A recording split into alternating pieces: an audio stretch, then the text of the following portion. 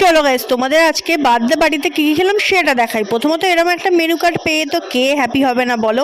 তো যাই হোক, তারপরে পাতে চলে এসছে রেশমি কাবাব।